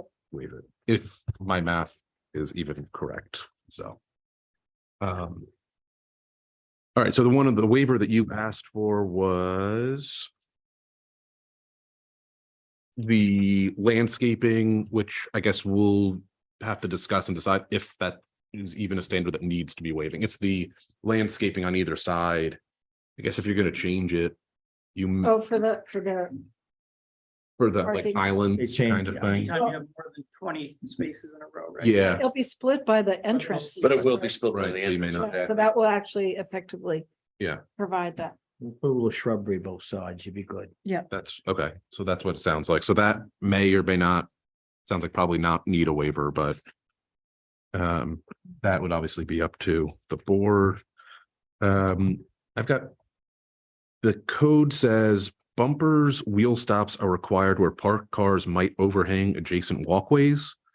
And I know you've got bumpers kind of in front of I guess it's the handicap parking, really, Right. close to the door. I don't know if the board is gonna require, Well, an elevated sidewalk does the same thing. Right, that should, if that So- sidewalk is above the parking area, that should act as the It's fine. same, so that prevent a It's not a- car from it's not running a into the problem. building. yeah, That's exactly, I'll explain we do put the bumpers in front of the ADA spaces because the sidewalk's flush. Yeah. With the ADA. oh, is that why it's spaces. there? So Okay. somebody can get onto the ADA striped area and get right immediately onto the sidewalk without going onto a ramp. Yeah, But to avoid somebody driving onto Mm. that sidewalk, we put the bumpers. yeah, But so, sorry, the other side, if you do that route, will have a raised sidewalk. Correct. That would. so. Yeah. Okay, so anywhere, because it is belt and suspenders, I think, having a bump out in front of a sidewalk, in front of a raised curb sidewalk. But it was talking about like, overhanging a sidewalk, which if that's how you want to interpret, it, I guess then it would be bump outs anywhere that it's flush, which sounds like you're already, Well, Julie. back to your point of that, then, I see that now that you're saying it, so if they're restricting their sidewalks to 6 feet. And you can back a vehicle to that and you're overhanging that sidewalk by 3 feet, you don't have a 6-foot sidewalk. right? Right, I was going to state that, what we found in the past is a 5-foot sidewalk can potentially become problematic because somebody will, with a longer vehicle backing up, for example, with a pickup truck, have a little bit more of that overhang. 6 foot wide usually is satisfactory. 8 foot, if that's your normal standard, then you don't have any issue at all. But that's a pretty robust sidewalk then. Huge. So 6 feet is pretty commonly held as, okay, that's fine. You don't have any issue with the overhang of the vehicle on. Are you looking for that 3-foot candle for a wheelchair ADA? That's why 6 foot with even at a maximum 3 foot overhang, that's pretty long overhang. Not a lot of vehicles that would do that. Is that the requirement for ADA is 3 foot unobstructed? 36, yeah. so it sounds like a curb would satisfy this and possibly in terms, as far as the board's concerned, I'd be Um, fine with it. as long as it's, 6 Yeah, foot. well, that's what we right, have, which is the is what you curved have. sidewalk. And I don't know, once you get in there and move things around, maybe there's more space or, you know, whatever. But you said you do already have 6 foot? Yeah, no, we have 6 foot and the reason we only have the curb stops It's where it's in front of the handicap is because I always do the sidewalk flush at handicap spaces so that they have easy access. Because the curb stops are only 6 foot wide long, so there's a gap in between them, so a wheelchair bound person or otherwise can go right onto the sidewalk, turn 90 degrees and go off the sidewalk. okay. So That's supposed to be the traditional design. Sometimes you won't see it, but that's the way ADA says they want it. yeah, no, I think that makes sense, that not just having one ramp seems good, but that doesn't sound like I flagged it. Sounds like maybe it's not a potential conflict, but you all can. You don't see it as often as well when you only have a single or maybe a double ADA space, because they're both sharing the striped area in the middle, and they may have just one little ramp to get onto the sidewalk. We have 6 ADA spaces, so that's a very long stretch. Sometimes you'll see, and it's a mistake, they'll go up and down, up and down, up and down. Nobody wants to do that, so it's got to be flush for the full width of the ADA spaces. Yeah, I don't see any issue with that. I'm just thinking like it seems like it would be easier if it's all flush. I mean, not all of it, but just that Just in rather front of than the up and ADA, down, right? but I don't see an issue with that. It is occurring to me, I know you said you might have more ADA spaces, but once you build this, not that a curb is like the most difficult thing to replace. Once you put the curb in, it's like The other ADA spaces were planned to be on the opposite side. the other, Now, which, our proposal now, since we're changing that, I'm gonna have to reconsider that. So I don't have a good response quite yet, so I gotta think about that. well, How I want to do that. I guess it's just something for the board to consider is like what gets built, you meet the minimum, I think. I'm pretty sure that We have the 4 numbers, ADA units in the building. And we Yeah. have 6 ADA spaces. so Yeah, you meet well that. above the ADA compliance. Yeah. For 33 parking spaces, we'd only really need just 2 ADA spaces per ADA. Yeah, so I guess what my point is that you meet those standards, so I don't think there's any reason to say like, oh, you need to do more and this is an issue, but saying that you can add more, which you can, and you know, but I think that the board should just kind of assume it's whatever's here, it meets it, and that's kind of the maximum that we would expect. Let's see. This is the 6 feet articulation, which sounds like the 6 feet articulation along sods facing a public street, which technically it does face it, but it's 300 and some odd feet away. So seems to me like that's maybe not worth the wait. Through the woods. It's a Yeah. private road. It's not a public street. So that's a waiver that I think you were requesting, which also seems like maybe not needed. All right, the sidewalks, the width we've discussed, I guess there was 2, because one of them went from 8 feet down to 6 feet, I think, and one at least, and then the other one is at least 5 feet around, you know, the whole That's perimeter, which I don't think you or need to require. I'm good with that. Okay. So there's those 2. Then the last one I've got here is screening. Oh, the trash collection areas must be at least 50 feet from any lot line. And I think that right now it's proposed at 15 feet. Which is going to change, assuming that this gets moved, I imagine it'll be at 30, but Where is it here? Right, no, just to the left, right there. I just assumed that was it, but I wasn't sure. Yeah. It is 50 feet. What was the setback amount? Property line. Is it not? 50. Right now, I think this 50 is feet. and it's only 15. Yeah, but You 50. said it says 50. Oh, it's supposed to be, yeah, that's right. 50. 50, yeah. You're gonna have to find a different place to put your trash, basically. Yeah, we'll figure that out. All right, put it at the end of the parking lot, but the end of the cars go down through. there. Right. That's about all I have left, yeah. Trash haul. I have one question. Pardon me? The trash haul is gonna have a long ways to go in.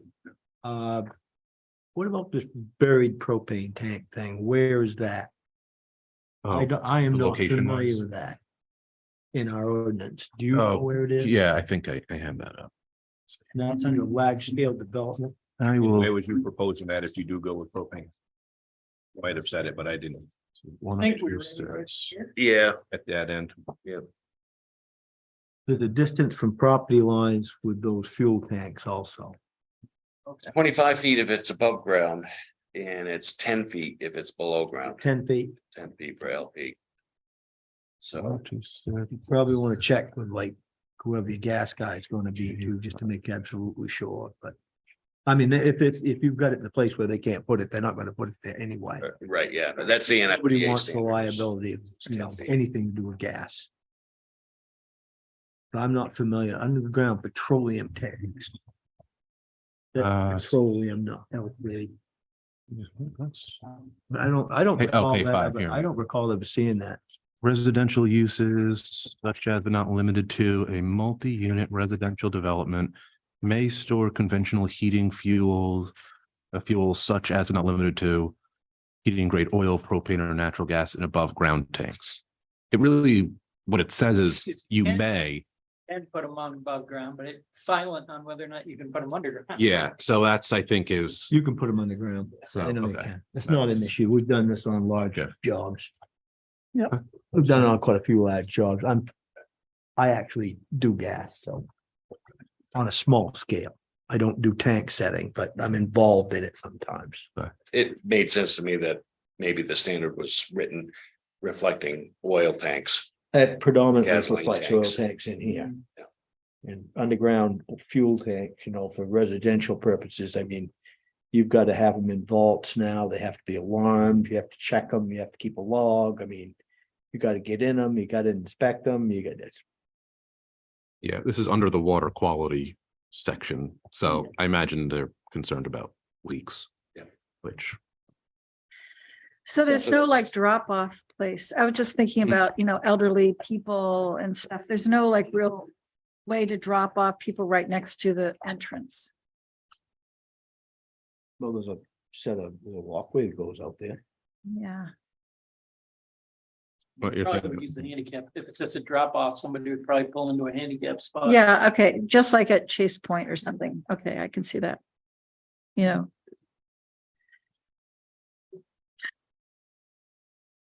All right. Does anybody else got any other questions?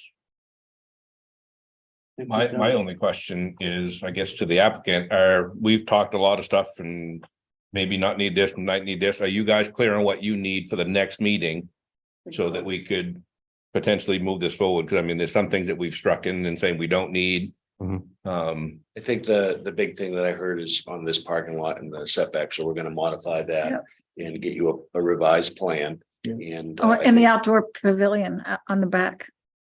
The beautiful, I'm just a civil engineer. I'm letting the owner and I know. the architect think about those things.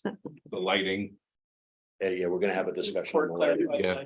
I'm relatively comfortable that we're gonna. be Meet it. okay with all of that. But I think achieving the setback piece is fine when we get to that. So it's a timing piece.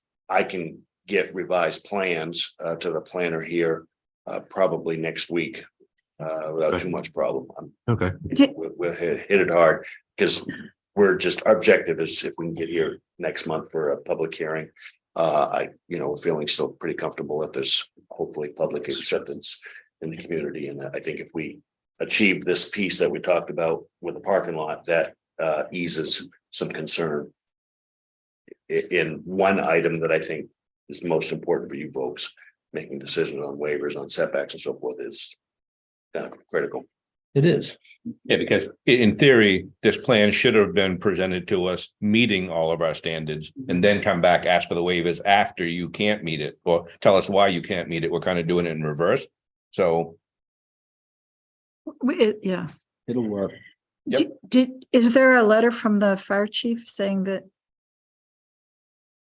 Isn't that required as part of the, yeah, Yeah. it'll go to them. I figured I would give them a complete application, so But once we. no, I thought that Well, was we part of the application.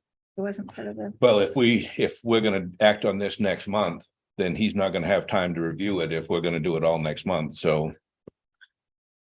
Yeah, I the plans, excuse me, the plan's gonna change now, right? So this, I'll send him whatever you get us. Yeah, I'm happy enough to make the contact, or honestly, I thought that that was a more of an internal town Mhm. process, so I didn't reach out to the fire department. Okay. I'm happy to have to do that because I do that routinely Yeah. with fire departments.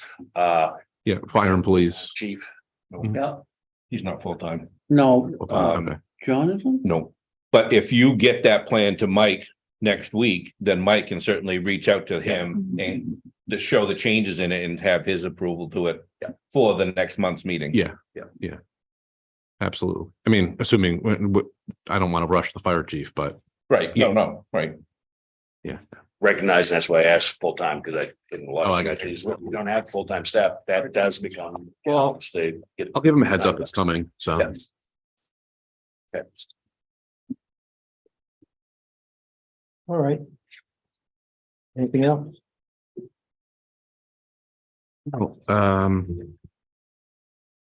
I don't think, I assume this won't be an issue. There are some letters and approvals from other agencies that I know you've reached out to and requested. We may or may not have them by the time we meet again. I assume we'll just, or I would recommend that we just make it a condition of approval, which I assume that's how you did it before. Yeah. I'll offer on those. So we have the DEP, I mean, mentioned we have a stormwater permit and New York permit for the wetland impact. You have a list of them? I don't foresee that there's gonna be any changes to those. The DEP, the technical review, I suspect is gonna be done within a couple of weeks. Will it be written up by the 1st of May? I doubt it. The Army Corps of Engineers, federal agency, I should have that permit probably within 15 days. That'll be in hand. Those are the only other ones that we have, but just to let you know, I'm happy if you would consider that as a condition of approval, because the DEP is just really, really slow to issue permits. I mean, months behind.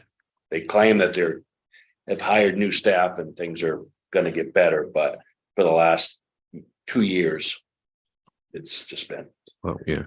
or even the simplest of permits takes 4 or 5 months, which should take 30 days, but it just doesn't.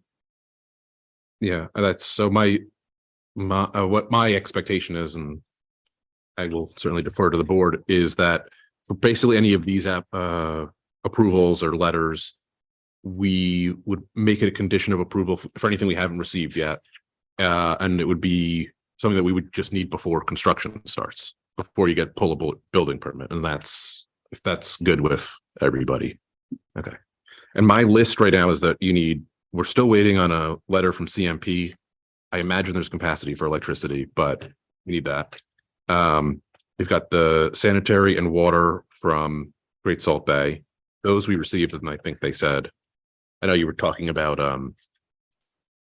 the force mains in the grit chamber, but the letters I saw, they said they've got capacity. So Yeah, they have plenty of capacity. The reality, as I checked in today, Clipper ship will probably be under construction before we are, and they may in fact have done some improvement that'll benefit us, but this project already has the force main that goes over to the treatment plant already, so Yeah. Clipper ship is the one who has to do some improvement. okay, yeah, I just got them marked here as we received those letters and they're approved. DEP, we need the Army Corps wetland impact. We'll need that. And then inland fisher. Oh, we did receive that. There's no rare or endangered species. And then Maine State House. Well, the state fire marshal, obviously, they're going to need to approve it. But Maine State Housing, this is a question: are they like in support of this, or is it that you're seeking their approval? You need the local approval, and then you can go and get, funding from them. I guess I'm just wondering what the relationship is there. Yeah, typically we get approvals first and then we apply for finance. Okay, great. So you have a deadline to do that? So we're thinking this is gonna go in as the part of the 4% LIHTC program, which they haven't released yet, so we don't know what those dates are. And so our goal is to make sure that we have our approvals so that, as soon as.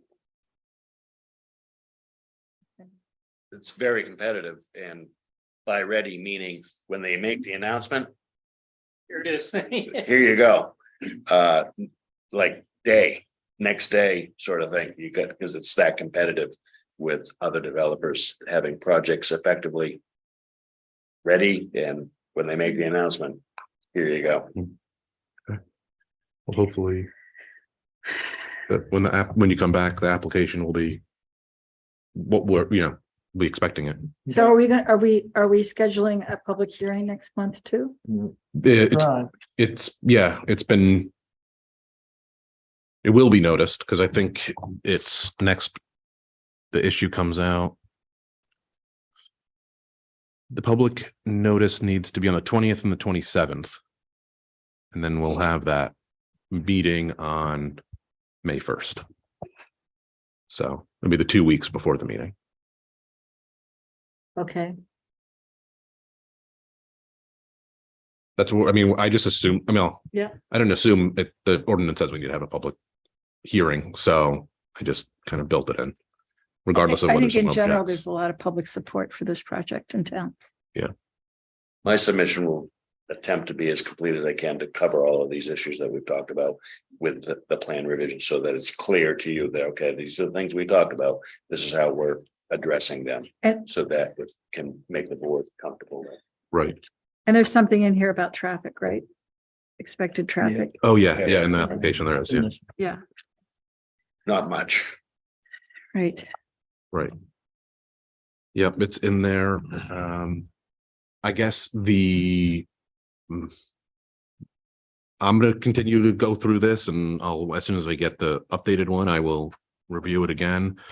If there's anything that, raises a flag for any of you, let me know, and ideally it's all together, hear what the public has to say. Hopefully they love it. Can I ask, and- do you have a set schedule yet defined with your role here? Or- I am here, I'm in the office Tuesdays. Yeah, today's Tuesdays. And I make time as needed, And I know and you picked up the phone, so Oh, that's fine. I yeah. appreciate that. So that's good. yeah, so I'll be here. So there's good sidewalk connectivity in Ledgewood, right? Yeah. I don't remember really what the sidewalks look like. but Yeah, There were that's- sidewalks. Asphalt sidewalk Okay. around that. They All right. walk in the parking lot. And does it connect Nothing down here though, right? No, So are you gonna put something from there to the road? I mean, do you have any plan? But it's kind of difficult because it's a different owner, right? Not only is it a different road owner, but it's a private road. There's a lot of stuff going on up there.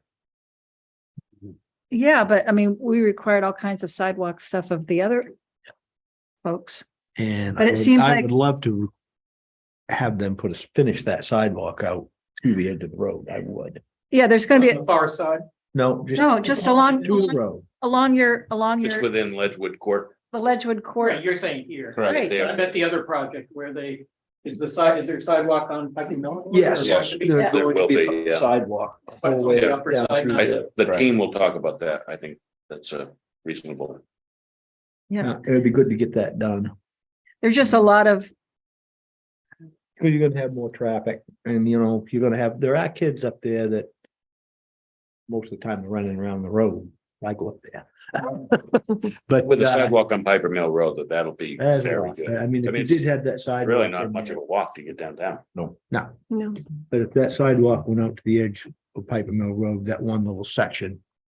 That he just put his fingers around like that. Yeah, it would- that's really yeah. not very long, so. we'll I talk would about it. plan on doing that, but honestly. that wouldn't be really part of this project, right? It's just an ask. That's an ask. That's right. It's Yeah. an ask. Okay.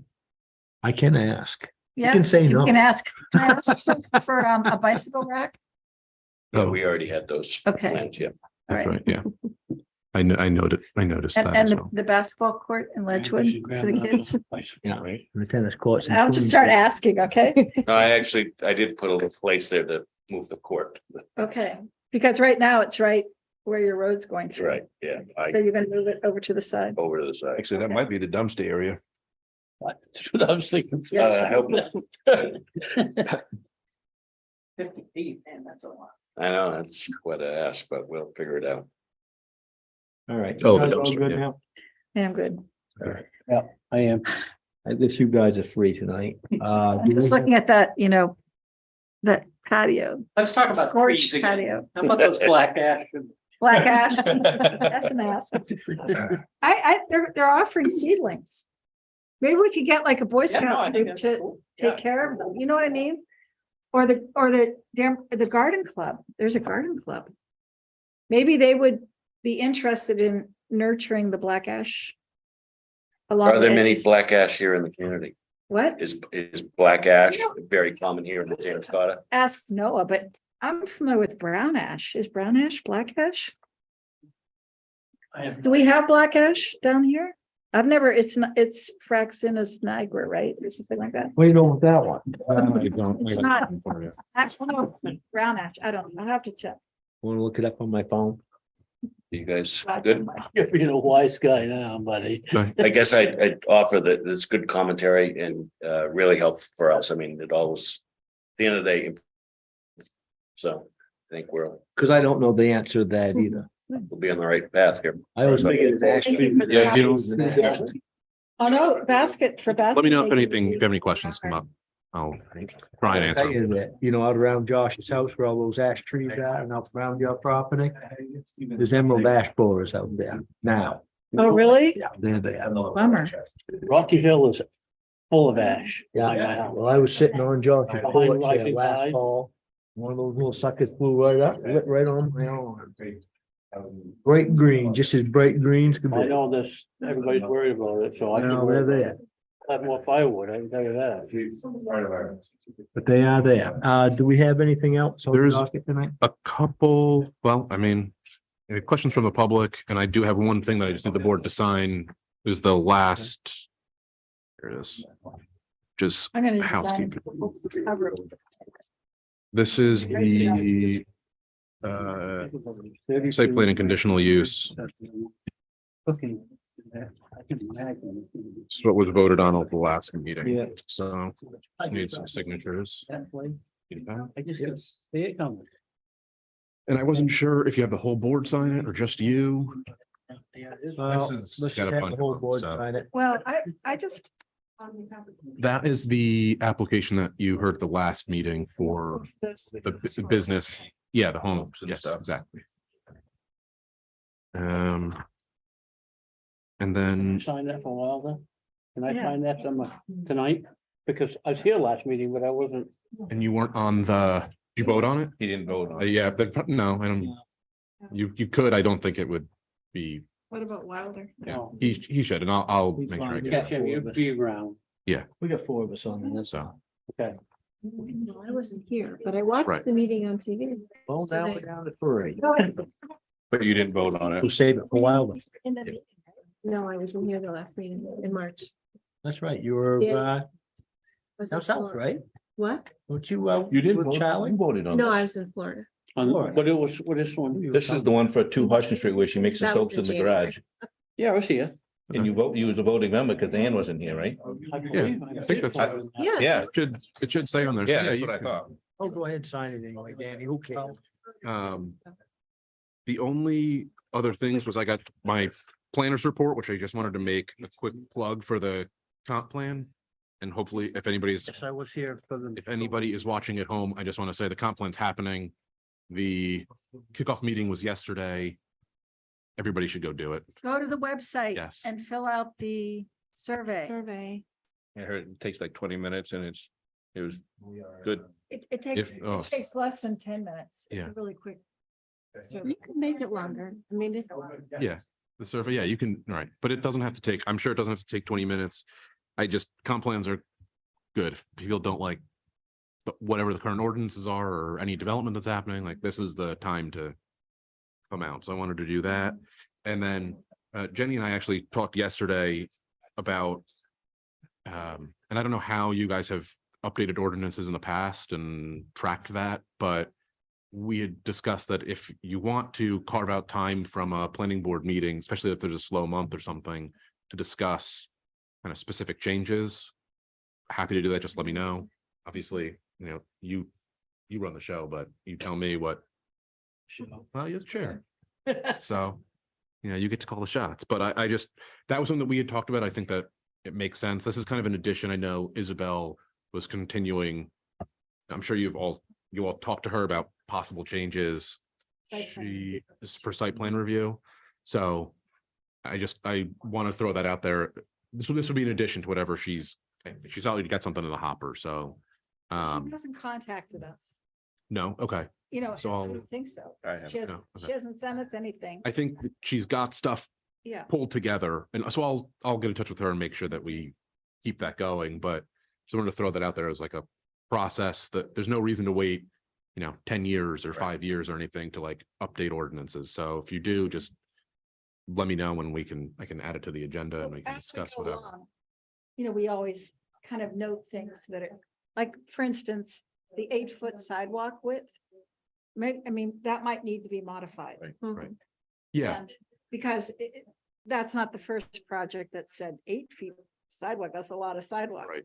Um, That was actually geared towards actually commercial buildings Yeah, where Yeah. people are coming in and out all the time, where you have, an Shopping influx of centers. several stores. They want an 8-foot sidewalk across the front of it to give the building and the people protection. mhm. And that's where the 8-foot sidewalk comes from. It doesn't really fit in well with a project Yeah, like this. residential. But a lot of our large scale building codes are really geared not towards stuff like this and clipper ship and things like that. It's really geared towards commercial buildings. Right. Right. So that really ought to be looked at. So that's an example of something. Yeah, that that's we an come example of across. an issue. Yeah, and that we can flag. But I think making time during these meetings to talk about those is good. Yeah, it would be. But a slower night would be good. Yeah. I haven't had my dinner. You had one occasion. So those, that it still needs to go through the whole process, recommended to the, I keep wanting to say council, but select board. And then go to town meeting or special meeting for actual approval, but there's no reason we can't keep track of it, and Yeah, so, should be looking at some of that, honestly. and then that's it. That's all the time I will take of yours. Okay, thank you. Thank you. All right. Oh, I do want to say thank you. I appreciate your patience as I'm kind of settling into this, and I appreciate your work. You're doing Yeah. a nice job. okay, thank You're you. picking out the stuff. I ask you a question, you got the answer. I'm trying. So if there Kudos. is anything that you, like, I know Jenny and I think Neil, you asked for hard I copies. did, you took the word right out of my mouth. I think, From and I now can on- speak for everybody, that if we have something of any substantial, Yeah. that these get printed out here at the town office, and in your email, your packet can be picked up, because we should not have to print this off and Yeah. to review that. No, and that's, so I'll tell you, like, my default is, I just have everything on my computer. I'm digital, but whatever your preference is, you let me know. I can always have the applicant. I would provide hard put it on copies. their shoulders. Yes, honestly. yeah, that's exactly. We it. used have to, them we do used to require them to provide us with copies. Yeah. And it was just recently changed, Mhm. to not, but I think we So- have. That really was need something to do with Isabel, like, I can't remember what. Isabel thought that everything should be on our Yeah, iPads. I lean that way too, but I do not want to make decisions for the board. Just automatically So- have them provide them. I can do People love that. This stuff home and they throw it in the box in the basement.